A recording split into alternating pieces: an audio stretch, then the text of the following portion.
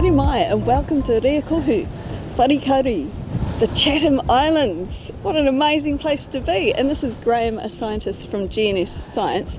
Now Graham, you've brought us all the way to the Chathams and we're going to be talking a lot about tsunami, but give us a bit of a geological overview of the Chathams. Yeah, kia ora. Welcome to the Chathams. So this is an amazing place. It's a microcosm of the geology of New Zealand in one small island way off the east.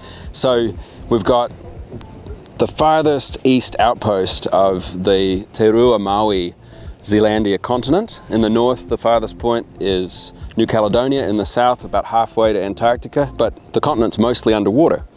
And right here, you've got a whole mix of sedimentary rocks like in New Zealand and also volcanic rocks like we're seeing behind us.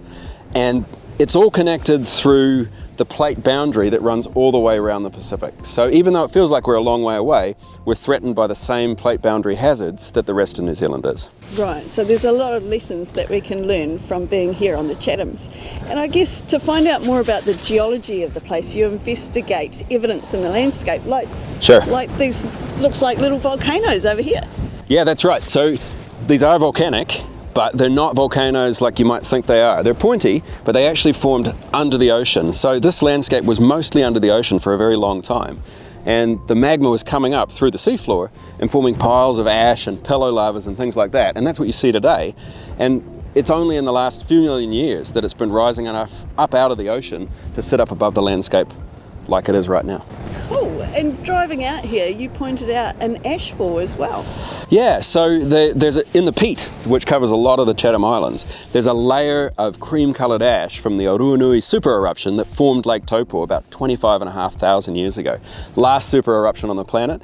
Would have put about 20 or 30 centimetres of ash out here, turned day into night, and it just shows that connection, even over more than 1,000 kilometres between the mainland of New Zealand and the Chatham Islands, from a geological point of view, a volcanic point of view, and a natural hazard point of view. Yeah, so we're all influenced by those same hazards, and we're going to talk more about that as we explore the island, which I'm really looking forward to doing. Kia ora, thanks Graham. Kia ora.